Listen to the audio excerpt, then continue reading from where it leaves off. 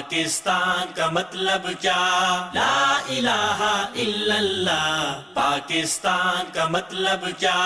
لا الہ الا اللہ. پاکستان کا مطلب کیا؟ لا الہ الا اللہ. السلام علیکم ناظرین. امن، عافیت اور دین و دنیا میں ترقی اور کامیابی کی بہت سی دعاؤں کے ساتھ میں ہوں آپ کا میزبان یوسف سراج. پروگرام ہے پیغام پاکستان. ہمارے ساتھ تشریف فرمائے ہیں جناب ڈاکٹر محمد حماد لکھوی حفظہ اللہ تعالی. ڈاکٹر صاحب، ایک چھوٹا سا سوال ہے پروگرام میں. آپ کو ویلکم. السلام علیکم. وعلیکم السلام ورحمۃ اللہ. ڈاکٹر صاحب، اہل محبت کے کیا حقوق ہیں؟ بسم اللہ الرحمن الرحیم. اہل محبت سے کیا مراد ہے اور کون سے اہل محبت ہیں؟ اس میں نوعیت مختلف ہوتی ہے. جی ڈاکٹر صاحب، محبتوں کی اقسام مختلف ہوتی ہیں اور پھر ان کی ڈائمنشنز مختلف ہوتی ہیں. جب آپ اس چیز کا تعین کریں گے تو پھر اہل محبت کے حقوق کا تعین ہو سکے. جی بالکل. ڈاکٹر صاحب، آپ ماشاءاللہ پروگرام میں تشریف رکھتے ہیں. بہت سے آپ کے فین جن کو کہتے ہیں، یہ مداح کہتے ہیں، آپ کا پروگرام سنتے ہیں. کافی دیر کے بعد آپ موجود ہیں ان کی زیارت کے لیے. گیپ آیا ہے، وہ آپ سے محبت کرتے ہیں تو ان کو علم ہو جائے. اصل میں ایسا نہیں ہے. مسئلہ یہ ہے کہ جن کو آپ اہل محبت کہہ رہے ہیں، بعض کل پرسوں ایک میرے پاس مہمان آئے تو انہوں نے کہا کہ آپ کے پاس میں ایک ایسے بندے کو لے کے آ رہا ہوں جو بڑا محبتی ہے. یہ ورڈ بھی چلتا ہے. میں پہلے تو بڑا حیران ہوا کہ محبتی سے کیا مراد.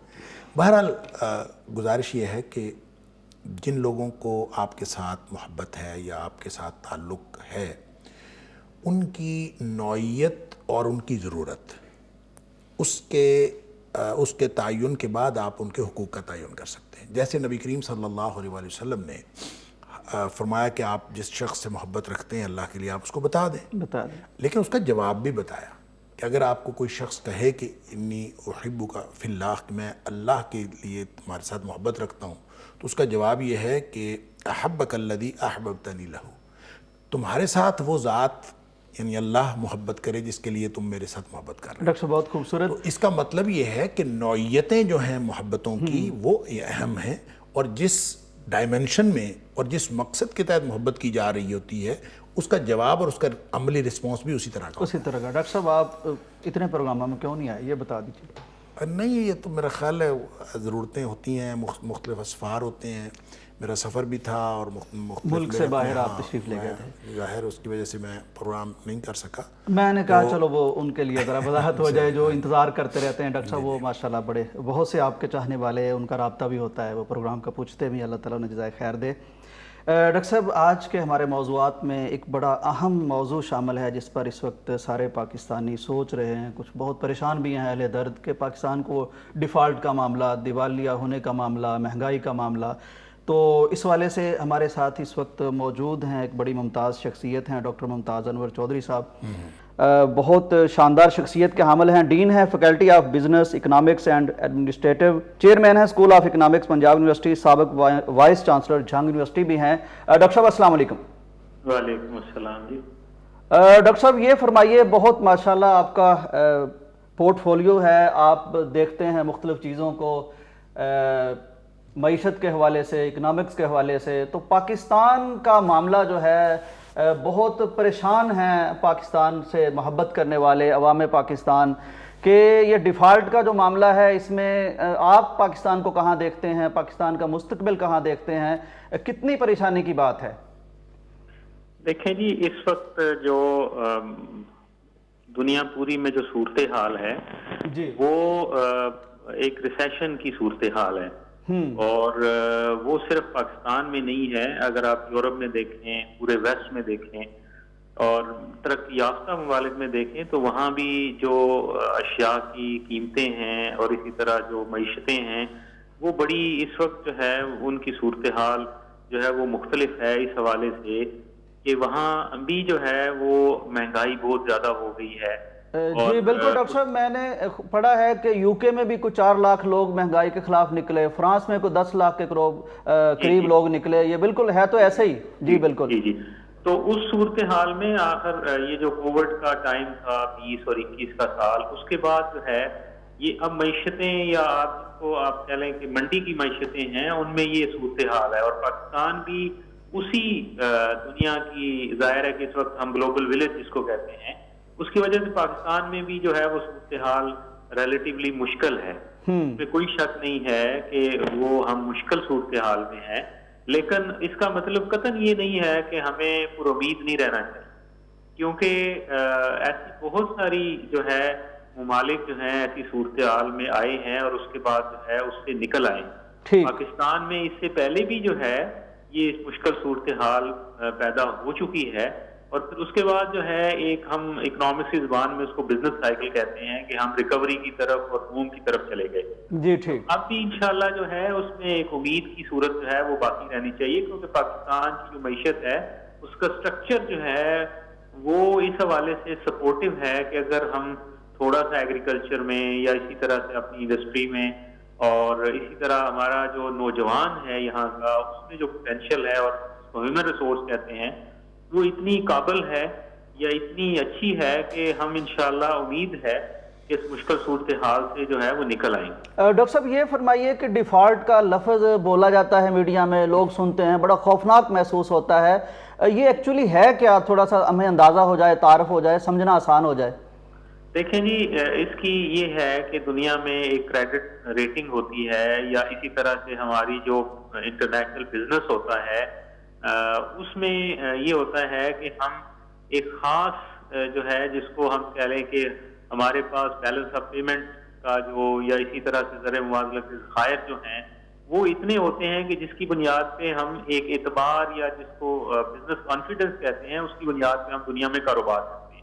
ٹھیک۔ اور جب یہ صورتحال پیدا ہو جاتی ہے کہ آپ کی جو لیٹر آف کریڈٹس ہیں یا آپ کے جو زر مبادلہ کے ذخائر ہیں وہ اتنے کم ہو جائیں کہ پھر دنیا میں آپ جو ہے وہ اس طرح سے آپ اپنا بزنس نہ کر سکیں اور دنیا جو ہے آپ کے ساتھ بزنس کرنے کے لیے جو ہے آپ اعتبار کرنے کے لیے تیار نہ ہو، تو سادہ سی زبان میں ہم یہ کہتے ہیں کہ آپ ڈیفالٹ کر دیں جی ٹھیک، تاکہ آپ کا سارا انٹرنیشنل بزنس جو ہے وہ ٹھپ ہو جائے، جس کی زبان میں ہم یہ کہہ سکتے ہیں۔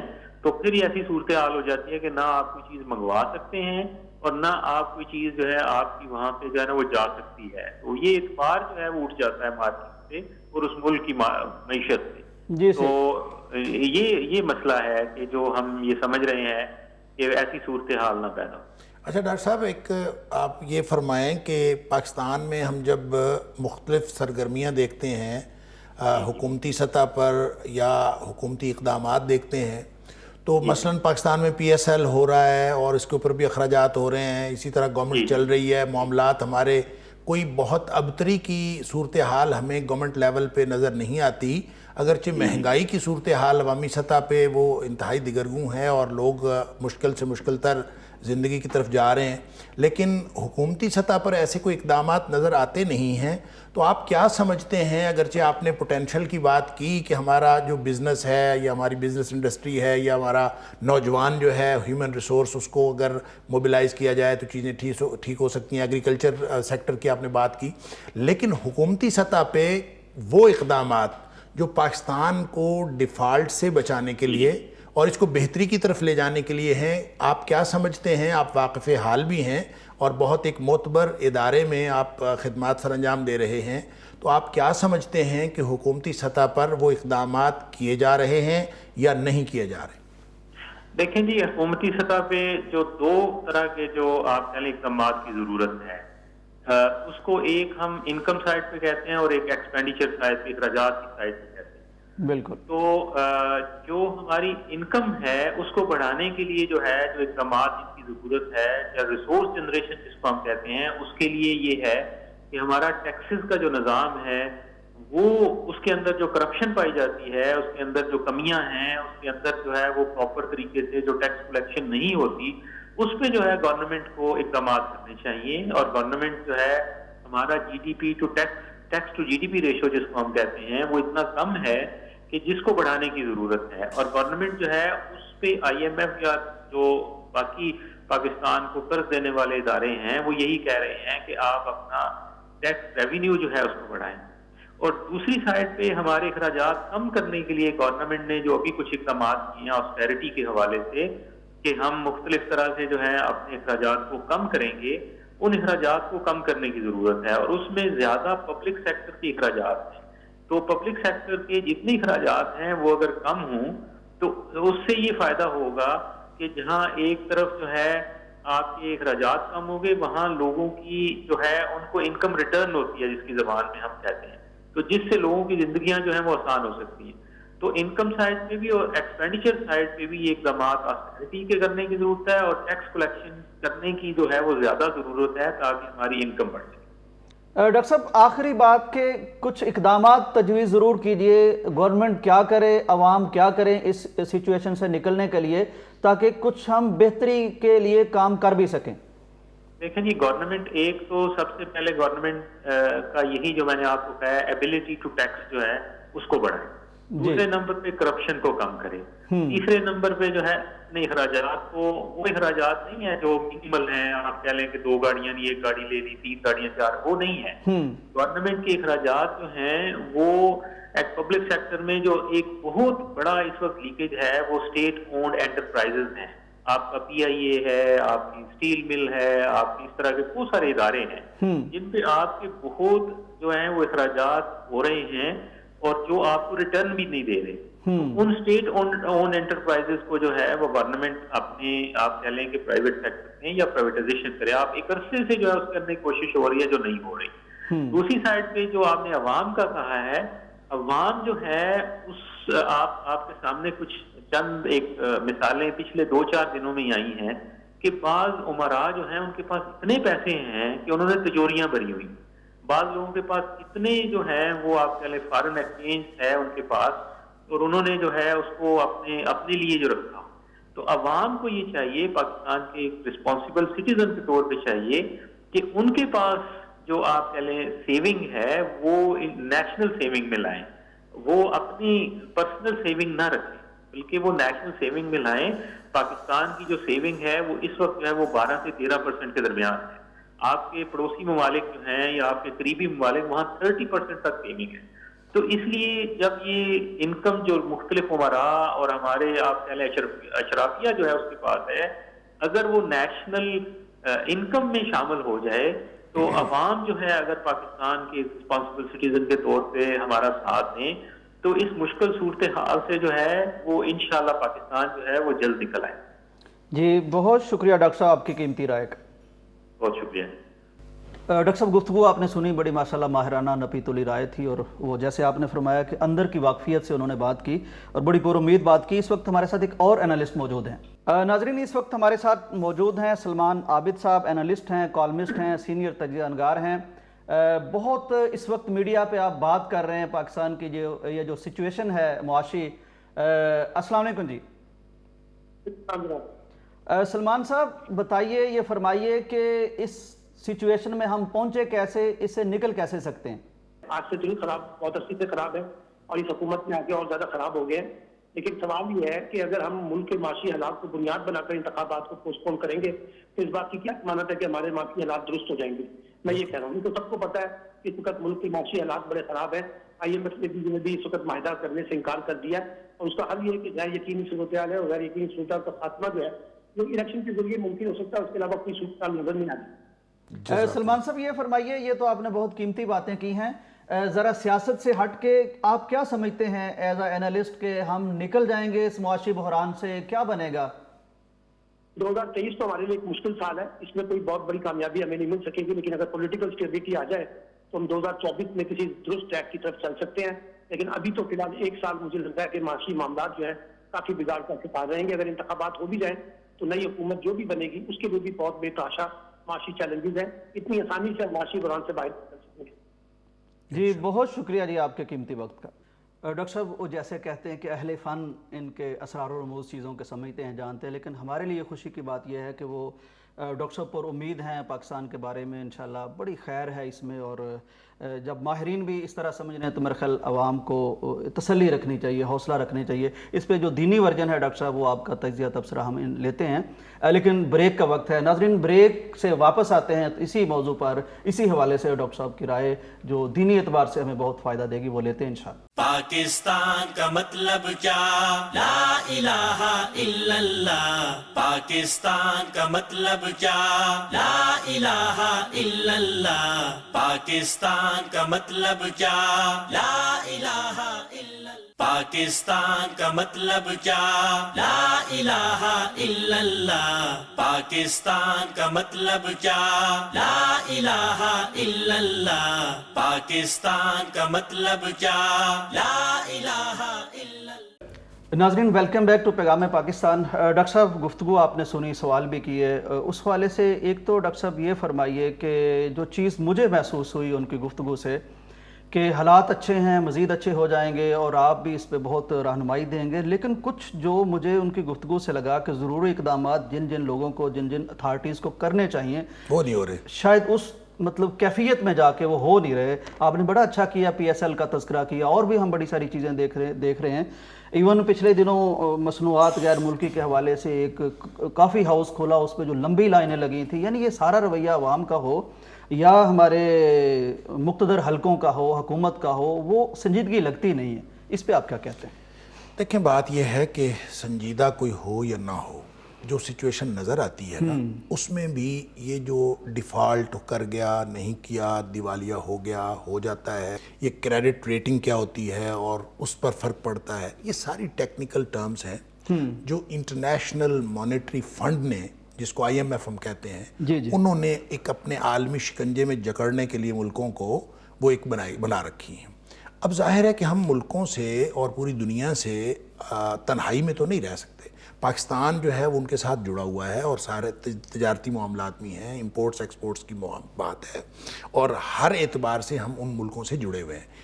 اس لیے جب ہم اس ٹرمینالوجی کو یوز کرتے ہیں جو انہوں نے انٹرنیشنلی ملکوں کو اکٹھا رکھنے کے لیے یا اپنے شکنجے میں جکڑنے کے لیے, پازیٹیولی آپ کہیں یا نیگیٹیولی کہیں, وہ جو بنا رکھی ہے, تو ہمیں پاکستان کے لیے خطرات محسوس ہونا شروع ہو جاتے ہیں.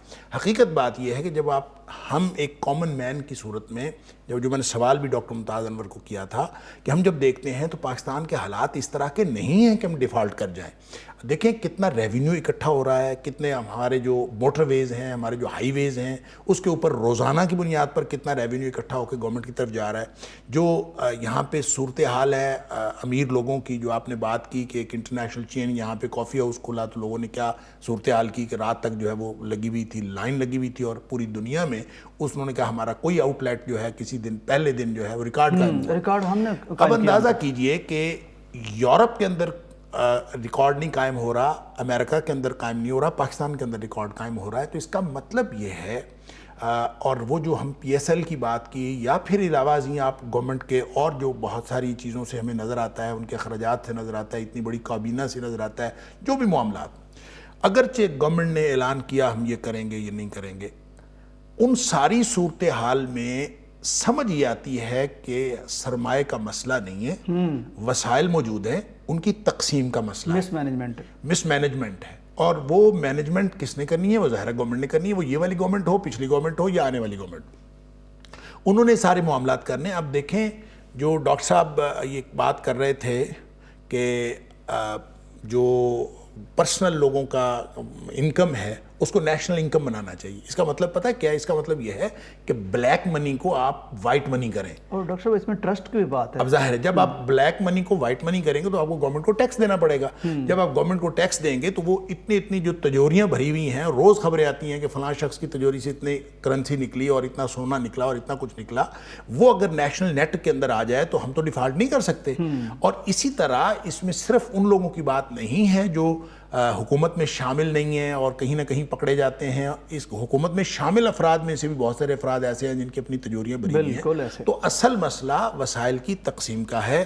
آج بھی اگر ہم مینیج کر لیں تو میرا نہیں خیال کہ پاکستان کے حالات انشاءاللہ کبھی بھی اس طرح کے ہیں کہ پاکستان ڈیفالٹ کر جائے. اگرچہ عمومی طور پر یہی کہا جاتا ہے, دیکھیں ڈیفالٹ تو اس وقت کہہ دیتے ہیں کہ جب کہ امپورٹس جو ہیں آپ کی وہ زیادہ ہو جائیں اور ایکسپورٹس جو ہیں وہ آپ کی کم ہو جائیں, اور وہ جو آپ کا زر مبادلہ ہے وہ جیسے جیسے کم ہوتا چلا جاتا ہے, وہ ایک خاص سطح آتی ہے جب اس کے بعد آپ اپنے قرضے کی قسط دینے کے قابل نہیں رہتے تو آپ اس سطح کو کہہ دیتے ہیں ڈیفالٹ کر گیا.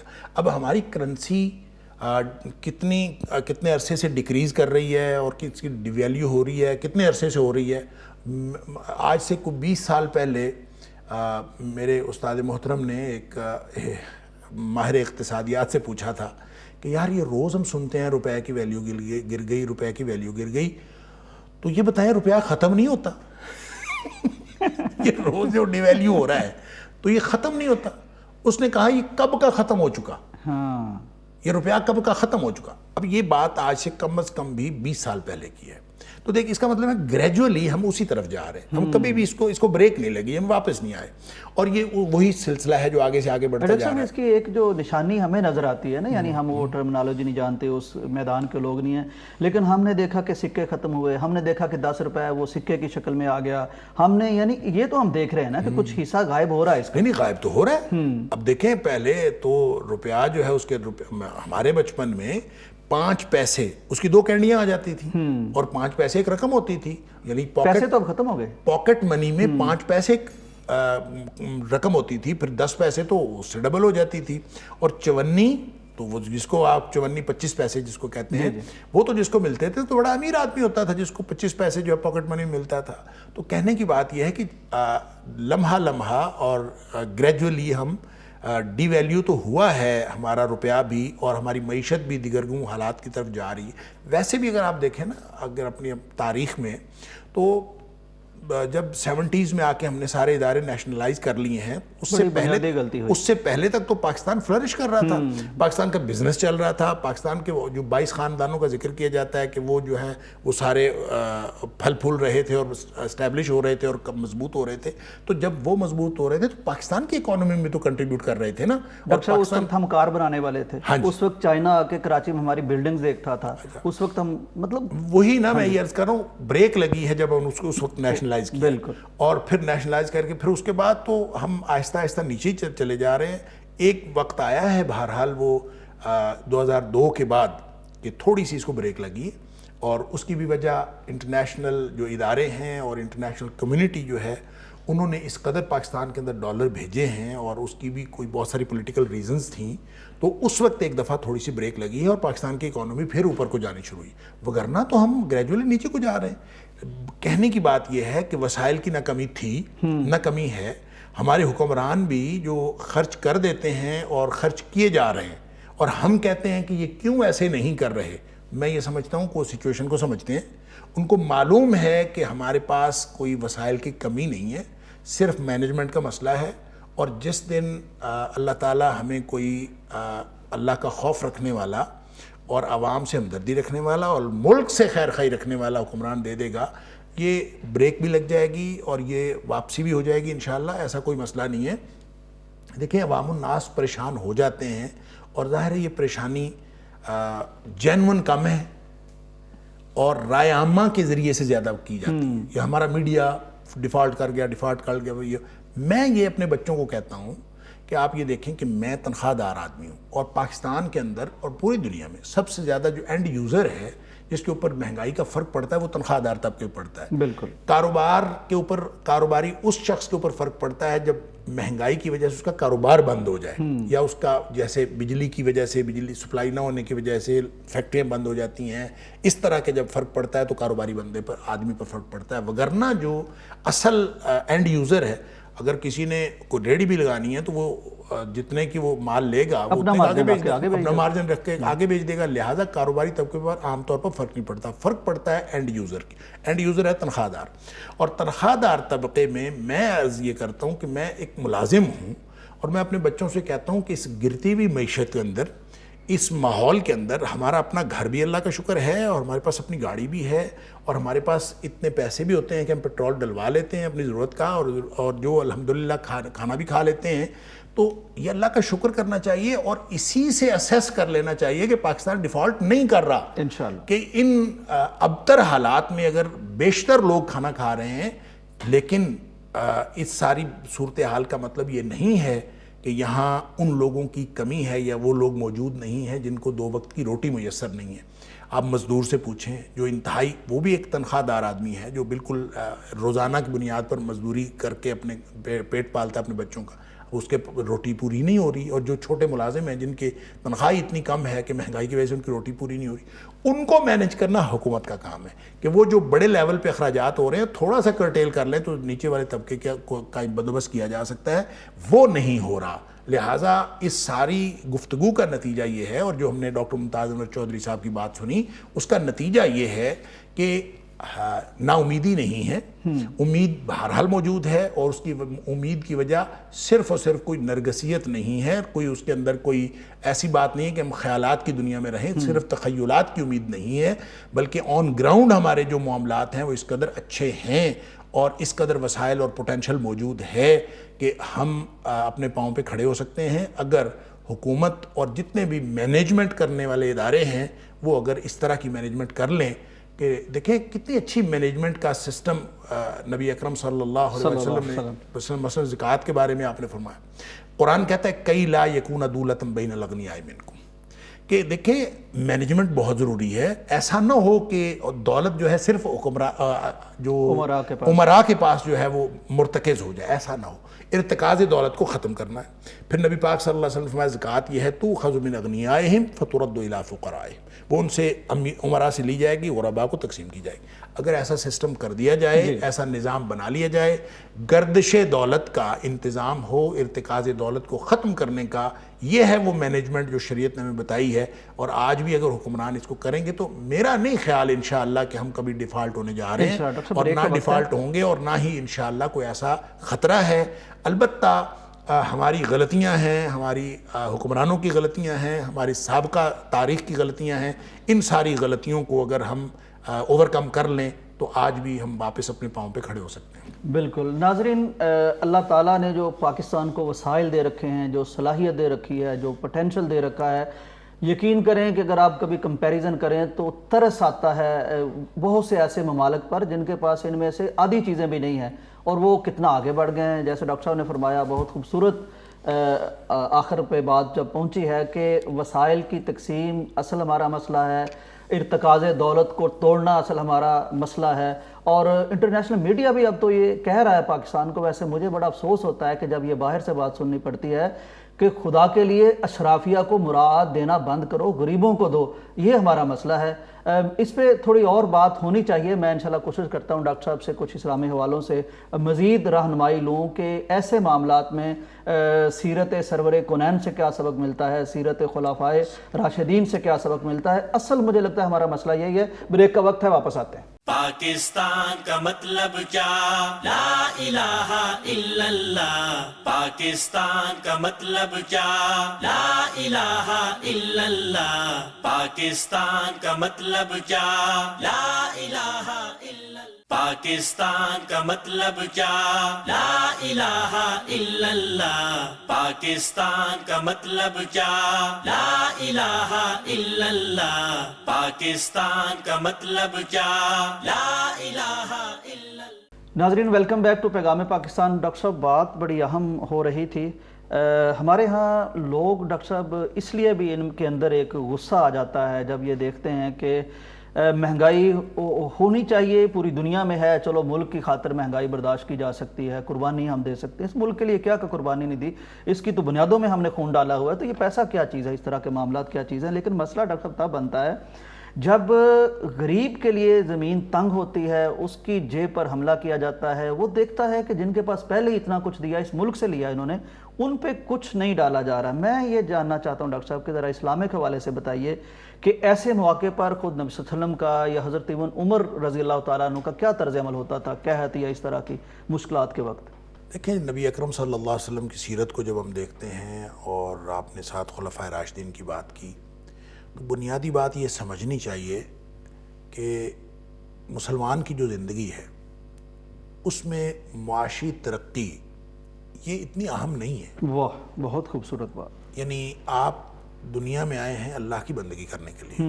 اللہ کی بندگی کرتے ہوئے آپ کے پاس جو آپ کے معاشی حالات ہیں وہ بہتر ہو جائیں، یا آپ کو معاشی طور پر تنگ دستی کا سامنا ہو، دونوں صورتوں میں آپ نے اللہ کی بندگی کرنی. واہ، یعنی ڈاکٹر صاحب اصل ایسٹ آپ کا یہ دولت ہے ہی نہیں. یہ ہے ہی نہیں. واہ. اللہ تعالیٰ نے فرمایا کہ وما خلقت الجن والانس الا لیعبدون. بالکل ٹھیک. کہ یعنی انسانی تخلیق کا مقصد ہم نے صرف اس لیے بنایا کہ یہ ہماری بندگی کریں، میری بندگی کریں. اور ساتھ یہ فرمایا کہ میں نے کب کہا ہے کہ مجھے کھلائیں. وما اريد ان يطعمون. یہ کب کہا ہے کہ رزق کمائیں، روزی کمائیں، مجھے کھلائیں. لا نسألک رزقا. لا نسألک رزقا. تو یہ اللہ تعالیٰ نے تقاضا نہیں کیا کہ لازماً روزی کماؤ اور مجھے دو.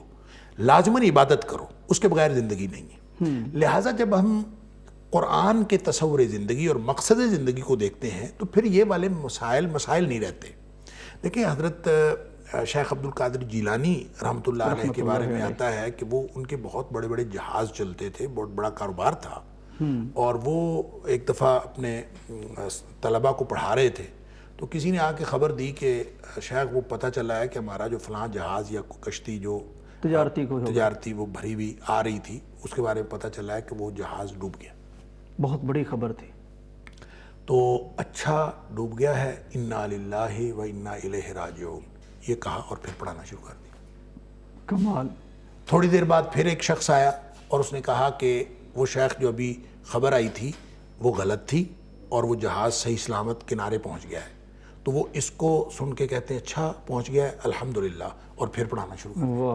اگر دنیا کی زندگی کا اتنا تعلق ہو اس یعنی خسارے کا اور اس منافع کا, اگر اتنا تعلق ہو تو پھر تو کوئی بات نہیں. اور اگر ہمیں غش پڑ جائے ہمارے چند ہزار روپے یا چند لاکھ روپے جانے کے بعد, تو اس کا مطلب یہ ہے کہ ہم نے اپنی زندگی اس کے سپرد کر دی ہے. یہ ساری دنیا اللہ نے انسان کے لیے بنائی ہے, انسان کو اس کے لیے نہیں بنایا. هو الذی خلق لکم ما فی الارض جمیعا, تمہارے لیے یہ دنیا ہے, تم دنیا کے لیے نہیں ہو. اور جب انسان دنیا کے لیے بن جاتا ہے اور دنیا کا طالب بن جاتا ہے اور وہ جو بندگی ہے اس کے اوپر لازماً فرق پڑتا ہے. ان دو کشتیوں میں بیک وقت پاؤں نہیں رکھا جا سکتا. جب کسی ایک کا نقصان ہوگا, کسی ایک کا نقصان ضرور ہوتا ہے. اور اگر اس کے باوجود اللہ تعالیٰ دے دے, اور قرآن میں اللہ تعالیٰ فرماتا ہے کہ یہ ہم نے خود جو معیشت جو ہے یہ خود تقسیم کی ہوئی ہے, یہ اللہ کی تقسیم ہے, اس کا تعلق کسی رحمت کے ساتھ نہیں ہے.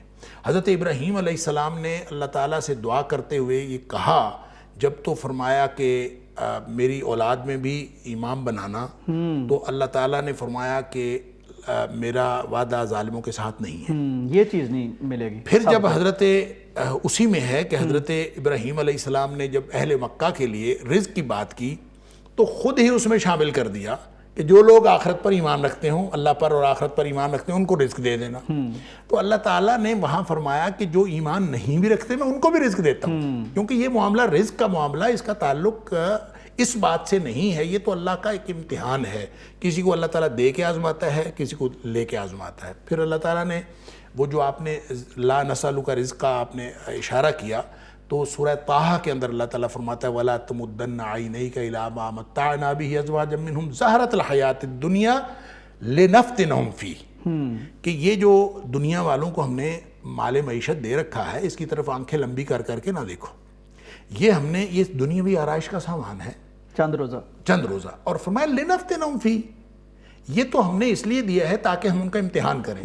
تو اس کا مطلب ہے جس کو تنگ دستی ملتی ہے اس کا بھی امتحان ہے, جس کو تونگری ملتی ہے اس کا بھی امتحان ہے.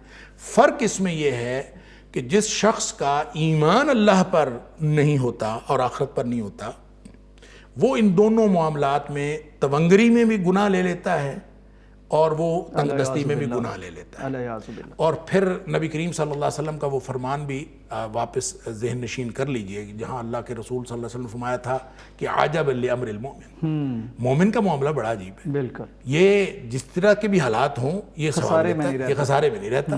حالات اچھے ہوں تو بھی خسارے میں نہیں رہتا, حالات برے ہوں تو بھی خسارے میں. اور پھر ساتھ ہی ایک بات فرمائی, لیس ذاک لاحد الا المؤمن, یہ بینیفٹ, یہ پریویلیج جو ہے, یہ استحقاق صرف مومن کے لیے. بالکل, لہٰذا اپنے ایمان کی حفاظت کریں. اگر ایمان محفوظ ہے تو مہنگائی ہے, حالات خراب ہیں, ڈیفالٹ ہونے جا رہا ہے, نہیں جا رہا, اس کا تو مسئلہ ہی رزق ملے گا. مسئلہ رزق پھر بھی ملے گا. اللہ تعالیٰ نے پیدا کیا ہے, اس نے رزق دیا ہے, اور نبی کریم صلی اللہ علیہ وسلم نے فرمایا کہ آدمی فوت نہیں ہوتا جب تک وہ اپنا رزق مکمل. سبحان اللہ. تو پھر مسئلہ کیا رہ گیا؟ مسئلہ ڈاکٹر صاحب آپ نے یہ جو شیخ جیلانی رحمہ اللہ کی بات بتائی, مجھے اس سے نا ایک کلک ہوا صحابہ کرام کی زندگی میں, یعنی ان کا واقعتاً ایسا ہی تعلق تھا. ہمارے پاس ڈاکٹر صاحب اللہ کا فضل ہے کہ کافی کچھ پڑا ہوتا ہے گھر میں, اور اتنے پریشان ہوتے ہیں جیسے 10 دن سے کھایا نہیں. یعنی حضرت علی رضی اللہ تعالیٰ عنہ, ڈاکٹر صاحب آپ جیسے اسکالر سے ہی ہم نے سنا ہے کہ ساری رات ایک یہودی کے ہاں وہ سیراب کرتے ہیں کھیت کو, کنواں, حضرت علی شیر خدا, تو چند کھجوریں ملتی ہیں, لیکن ان کے شیر خدا ہونے میں, اتنے بڑے خلیفہ ہونے میں بعد میں, یا وہ کوئی فرق ہی نہیں پڑتا, یعنی انہیں نہیں متاثر کرتی ہیں چیزیں.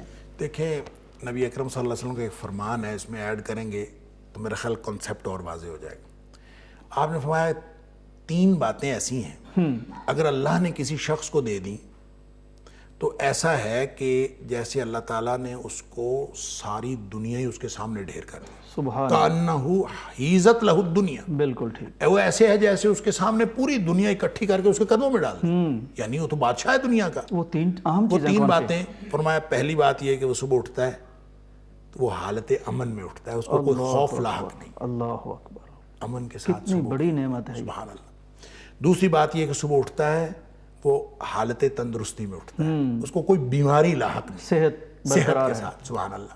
اور تیسری بات آپ نے فرمایا کہ وہ اٹھتا ہے تو اس دن کی روزی اس کے پاس موجود ہے، اس دن کی۔ اللہ اکبر، ہم نے سال کی گندم رکھی ہوتی ہے، پریشان ہے، پھر بھی پریشان ہوتے ہیں، ہمارے ساتھ سب کچھ ہمارے پاس ہوتا ہے پھر بھی پریشان۔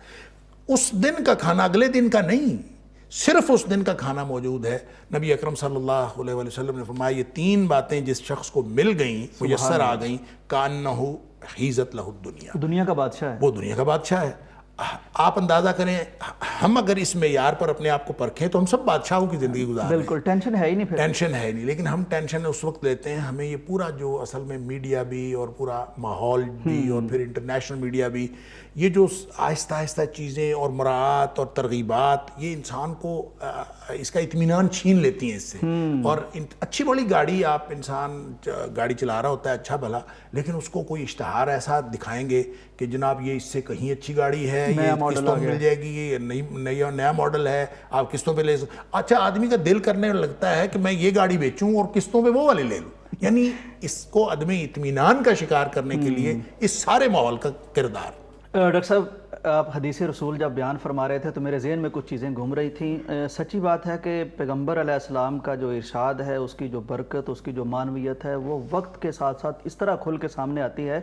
یہ جو آپ نے ڈاکٹر صاحب حدیث مبارکہ کوٹ کی، میں نے ایک کلپ دیکھا ترکی کے زلزلے کے حوالے سے، وہاں کے کوئی اسکالر بات کر رہے تھے، وہ کہہ رہے تھے کہ زندگی ہم نے اس طرح دیکھی کہ 45 سیکنڈ میں جو امیر تھے غریب ہو گئے، 45 سیکنڈ میں جو باپ والے تھے وہ یتیم ہو گئے، 45 سیکنڈ میں، یعنی قبیلے ختم ہو گئے۔ اور وہاں انہوں نے کوٹ کی کہ اب ہمیں سمجھ آئی ہے کہ نبی صلی اللہ علیہ وسلم نے فرمایا نا کہ صبح اٹھو تو تم امن میں بھی ہو اور صحیح سلامت ہو، تو یہ کتنی بڑی نعمت ہے۔ تو یہ یعنی ترکی کے تناظر میں ہم سمجھے تو ہمیں شاید اور اس کی معنویت ہم پہ اجاگر ہو۔ ناظرین، بریک کا وقت ہے، واپس آتے ہیں۔ پاکستان کا مطلب کیا؟ لا الہ الا اللہ۔ پاکستان کا مطلب کیا؟ لا الہ الا اللہ۔ پاکستان کا مطلب کیا؟ لا الہ الا اللہ۔ پاکستان کا مطلب کیا؟ لا الہ الا اللہ۔ پاکستان کا مطلب کیا؟ لا الہ الا اللہ۔ پاکستان کا مطلب کیا؟ لا الہ الا اللہ۔ ناظرین، ویلکم بیک ٹو پیغام پاکستان۔ ڈاکٹر صاحب، پچھلے دنوں پاکستان میں ایک بڑے ہمارے ممتاز جید کاری صدارتی ایوارڈ یافتہ، بڑی خوبصورت آواز اور خصوصاً پاکستان کا قرآن کے حوالے سے، قرات کے حوالے سے ایک عالمی تعارف تھے قاری نوید الحسن لکھوی رحمہ اللہ۔ اب انہیں رحمہ اللہ کہنا پڑتا ہے، اتنی سی اوقات ہے ہماری زندگیوں کی، حافظہ اللہ سے رحمہ اللہ ہونے تک چند سیکنڈ لگتے ہیں۔ تو ڈاکٹر صاحب، ایک تو موت بڑی اچانک تھی، پھر ان کا جو تعلق قرآن مجید سے تھا، تو اس حوالے سے بھی ایسے جذبات لوگوں کے سامنے آئے، بہت بڑا جنازہ ہوا، بڑی جید شخصیات کو ایک ایسا دھچکا لگا۔ تو اس حوالے سے بھی ڈاکٹر صاحب کوئی ہمیں نصیحت فرمائیے کہ یہ موت ایک تو اچانک آتی ہے، اور پھر جب یہ موت آتی ہے تو کچھ لوگ کتنے خوش قسمت ثابت ہوتے ہیں کہ ان کا تعلق قرآن سے ہے، اور کچھ کتنے بدقسمت ہو سکتے ہیں کہ وہ کسی دوسری نسبت سے معروف ہوں، جو مشغول ہوں۔ اس پہ ضرور ہمیں کچھ فرمائیے۔ دیکھیں، بات یہ ہے کہ نبی اکرم صلی اللہ علیہ وسلم نے ہمیں جو حسن خاتمہ کی دعا کا کہا ہے کہ آپ یہ دعا کیا کریں کہ اللہ ہمیں حسن خاتمہ عطا فرمائے، سبحان اللہ، یعنی ہمارا اختتام ہو اس دنیا کی زندگی کا تو وہ بہت اچھا ہو۔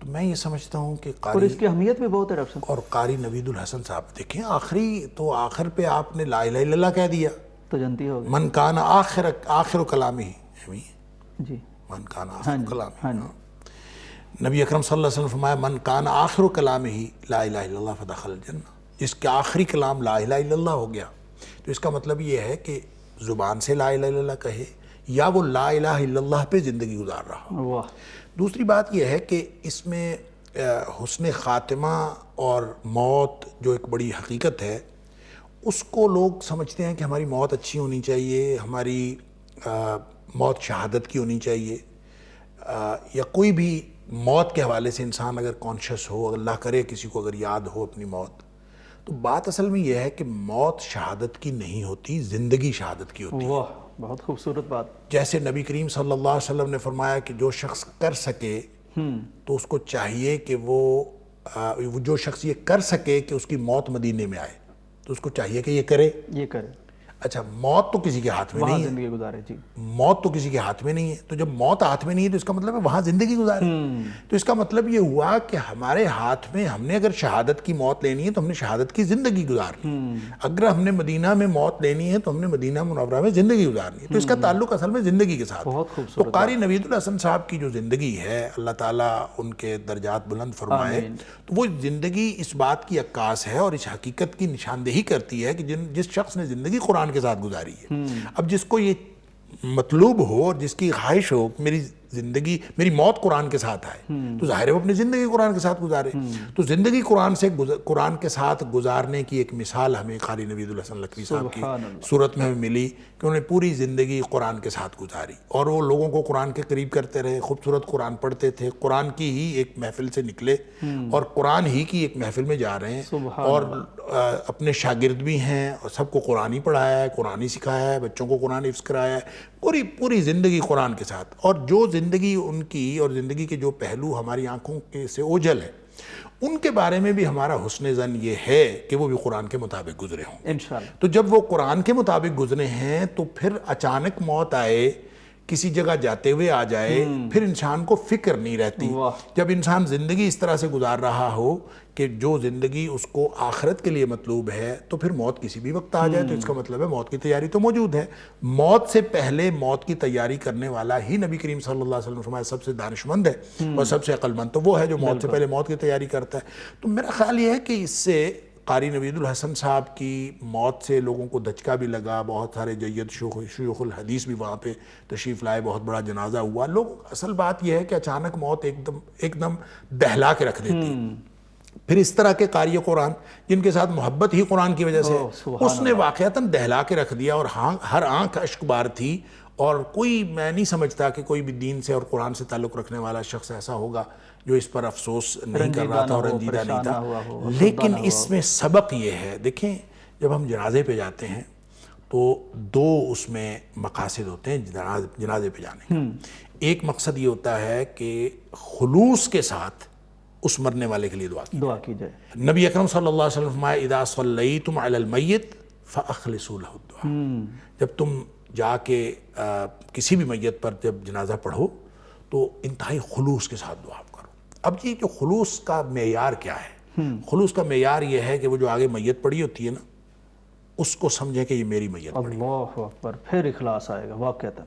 آپ کو پھر جس طرح کی دعاؤں کی ضرورت آپ کو اپنے جنازے کے وقت ضرورت ہوگی، وہ دعائیں آپ سمجھ لیں اور وہ پڑھ لیں، پھر آپ کو اخلاص آ جائے گا۔ اللہ اکبر، کہ آپ کو اسی طرح ضرورت پڑنی ہے۔ ہاں جی، اور دوسرا مقصد جو جنازے میں اکٹھے ہونے کا ہے وہ ہے نصیحت حاصل کرنا۔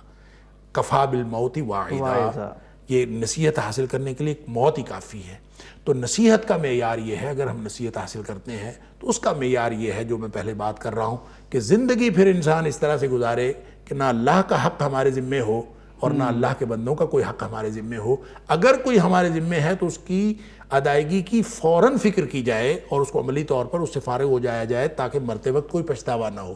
موت تو کسی بھی وقت، بات تو آپ نے جیسے پہلے کہی کہ چند سیکنڈ کا فرق ہے حافظہ اللہ سے رحمہ اللہ کے فرق کے کہنے سے، کہ چند سیکنڈ کی بھی باہر نکلی ہوئی سانس اندر نہ جائے اور اندر گئی ہوئی سانس باہر نہ آئے، تو ایک سیکنڈ میں ابھی یہ جو قاری صاحب کی وفات ہوئی ہے، اللہ تعالیٰ اس کو شہادت کی موت بنائے، کیونکہ شہادت یہی ہوتی ہے، شہادت ہے گواہی، تو گواہی زندگی سے ملتی ہے۔ تو زندگی جس طرح کی انہوں نے گزاری ہم سب گواہ ہیں اس کے، اور وہ جو جنازے کی دعا کے الفاظ ہے جئنا شفعاء، کہ اللہ ہم اس کے گواہ بن کے آئے ہیں، فاغفر لہ، اس کی مغفرت فرما دے، تو ہم سب گواہ ہیں کہ ان کی زندگی قرآن کے ساتھ گزری ہے۔ اور جو اللہ تعالیٰ نے یہاں جو جس طرح کی زندگی گزری ہے اس کے بارے میں نبی پاک صلی اللہ علیہ وسلم نے جیسے فرمایا کہ قیامت والے دن جو ہے وہ قرآن کے ساتھ جس نے زندگی گزاری ہے اس کو کہا جائے گا پڑھتا جا اور چڑھتا جا۔ وہ جو کہا ہے نا نبی پاک صلی اللہ علیہ وسلم کا جو فرمان ہے، ہم اس کا ترجمہ کرتے ہیں حافظ قرآن کو کہا جائے گا۔ یہ بڑی اہم بات ڈاکٹر صاحب، حافظ قرآن نہیں ہے، بہت اہم بات، بالکل ٹھیک۔ یقال لصاحب القرآن، قرآن کے صاحب سے کہا جائے گا۔ اس کا ایک معنی تو ہے قرآن والے سے کہا جائے گا، اس سے مراد حافظ بھی ہو حامل سکتا ہے، قرآن، ہاں جی، اس کا حامل قرآن حافظ قرآن ہو سکتا ہے۔ دوسرا صاحب کا مطلب ہوتا ہے ساتھی، تو صاحب قرآن سے کہا جائے گا جو قرآن کا ساتھی ہو، جس نے قرآن کو ساتھی بنایا ہے، جس نے زندگی میں قرآن کو شامل کیا ہے۔ دیکھیں نبی پاک صلی اللہ علیہ وسلم فرماتے ہیں، ایک حدیث میں آتا ہے اقرأوا القرآن، صحابیوں قرآن پڑھا کرو، فإنہ یاتی یوم القیامت شفیعا لاصحابہ، یہ اپنے ساتھیوں کے لیے قیامت والے دن شفیع بن کے آئے گا، شفاعت کرنے والا بن کے۔ تو اب میرا خیال یہ ہے کہ اگر ہم اسپیسیفکلی قاری نوید الحسن صاحب کی زندگی کو دیکھیں تو وہ الحمدللہ اسی کے مصداق ہے کہ انہوں نے قرآن کو اپنی زندگی میں داخل کیا، اور ہم یہ انشاءاللہ اللہ سے یہ اچھا گمان رکھتے ہیں کہ یہ ان لوگوں میں شامل ہوں گے جن کو قیامت والے دن کہا جائے گا کہ پڑھتا جا اور چڑھتا جا، اور تیری منزل اور تیرا محل وہاں ہے جہاں قرآن مکمل ہوگا، اور ٹھہر ٹھہر کے پڑھنا جس طرح سے دنیا میں ٹھہر ٹھہر کے پڑھتے تھے۔ تو اللہ تعالیٰ قاری صاحب کی مغفرت فرمائے، ان کے درجات بلند فرمائے، ان کی حسنات قبول فرمائے، ان کی سیئات سے درگزر فرمائے۔ لیکن اس میں جو نصیحت کا پہلو ہے، صرف یہ نہیں کہ ہم کسی کی موت یا زندگی کو سیلیبریٹ کر لیں یا اس کے بارے میں کچھ چند کلمات کہہ لیں، یہ نہیں ہے۔ اصل میں نصیحت حاصل کرنی چاہیے، اور ایک جو دعائے مغفرت ہے اس کے اندر خلوص پیدا کر کے، جو لوگ جنازے میں شریک ہوئے انہوں نے بھی دعائے مغفرت یقیناً کی، اور انشاءاللہ ہم سب سمجھتے ہیں کہ خلوص کے ساتھ ہی سب لوگ گئے تھے۔ اور جن لوگوں کو جنازے میں شرکت نہیں کر سکے اور وہاں جانے کی توفیق نہیں ہوئی، تو ان کو بھی چاہیے کہ وہ دعائے مغفرت کریں۔ اور دوسری نصیحت پکڑنے والی بات یہ ہے کہ میں اور آپ کسی بھی لمحے موت کے منہ میں جا سکتے ہیں، اور زندگی ایسی بنا لیں کہ موت کسی بھی وقت آ جائے پچھتاوا نہ ہو۔ پچھتاوا نہ۔ ڈاکٹر صاحب ایک اور بات کہ جس طرح آپ نے پوری بات کی، قرآن مجید کے ساتھ تعلق کی بات، یا دینداری اپنانے کی بات، یا اللہ کے ذکر کی بات، اصل بات تو جڑنے کی ہے نا جی، اللہ سے جڑنے کی، تو ان لوگوں کی موت میں بھی اللہ کچھ ایسی نشانیاں بھی رکھ دیتا ہے جو بڑا اطمینان کا باعث بھی بنتی ہیں، جیسے مطلب وہ آیات کی جو تلاوت آخری ان کے سامنے آئی تو اس میں کتنا اطمینان لوگوں کو نصیب ہوا، تو اس پہ بھی تھوڑی سی بات کیجیے۔ اچھا، یہ بالکل ٹھیک بات ہے۔ مجھے یوں لگتا ہے کہ دیکھیں اللہ تعالیٰ نے ایک نظام بنایا ہے، اور مجھے یوں لگتا ہے جس کی موت آتی ہے، موت آنے سے پہلے کچھ نہ کچھ اس کو اشارات ہو جاتے ہیں، لگتا ہے ایسے ہیں، اور وہ کوئی نہ کوئی ایسی بات وہ موت کے حوالے سے، کوئی جنت کے حوالے سے، اپنے ایمان کے مطابق اور اپنے گمان کے مطابق وہ کوئی نہ کوئی، جیسے اللہ تعالیٰ نے فرمایا حدیث قدسی میں کہ انا عند ظن عبدی بی، کہ میں اپنے بندے کے ساتھ معاملہ کرتا ہوں اس گمان کے مطابق جس طرح کا وہ میرے ساتھ گمان رکھتا ہے۔ تو مجھے لگتا یوں ہے کہ اللہ کے نیک بندے بھی اور جو دوسری قسم کے لوگ ہیں وہ بھی، سب کو کچھ نہ کچھ اشارات ہو جاتے ہیں، اور اپنی موت سے پہلے کوئی نہ کوئی ایسی بات ہم دیکھتے ہیں کہ اس نے ایسی کی ہوتی ہے جو موت سے پہلے ہی کی جانی چاہیے۔ جیسے انہوں نے ایک بات پہ کی ڈاکٹر صاحب وہاں اس مجلس میں ہاں، کہ اللہ تعالیٰ جنت میں جمع فرمائے، اور اللہ تعالیٰ اس طرح سبحان اللہ۔ اس میں میرا خیال ہے ایک تو یہ کہ آخری بات انہوں نے کی، اور اس کی بڑی اہمیت ہے، اور جیسے کوئی اشارات اللہ کی طرف سے یا اللہ تک کی طرف سے اللہ تعالیٰ پھر کروا دیتا ہے، توفیق اللہ کی طرف سے ہوتی ہے۔ دوسری بات یہ ہے کہ جس شخص نے پوری زندگی گزاری ہی اس لیے ہے کہ مجھے اللہ تعالیٰ جنت عطا فرما دے، تو پھر وہ پہلی بات کرے یا آخری بات کرے، اسے جنت کی بات ہی کرنی ہے۔ بالکل بالکل۔ تو جب وہ جنت کی بات کرے گا تو انشاءاللہ جب بھی دیکھیں، میں ایک بات کیا کرتا ہوں، پچھلے دنوں میری ایک گفتگو ہوئی ایک جہاز کے پائلٹ سے، تو ان کے ساتھ لمبی گفتگو رہی، لیکن میں بالکل مختصر بات کرتا ہوں۔ میں نے کہا آپ لوگ جب جہاز چلا رہے ہوتے ہیں، آپ نے آٹو پہ لگایا ہوتا ہے، تو آپ تو بالکل فارغ بیٹھے ہوتے ہیں، تو اب لمبے سفر ہوتے ہیں آپ کے گھنٹوں کے، تو کیا کرتے ہیں؟ تو میں نے کہا اللہ کا ذکر کیا کریں۔ بالکل۔ پھر میں نے ان کو 3 باتیں بتائیں، 3 الفاظ، 3 کلمات بتائے۔ میں نے کہا آپ ایسے کریں، 3 کلمات کے ساتھ اپنی زبان کو آٹو پہ لگا لیں۔ میں نے کہا آپ کا جہاز آٹو پہ لگتا ہے، آپ اپنی زبان کو آٹو پہ لگائیں۔ لا الہ الا اللہ، استغفر اللہ، الحمدللہ۔ میں نے کہا ان 3 کلمات کو اپنی آٹو پہ لگا لیں۔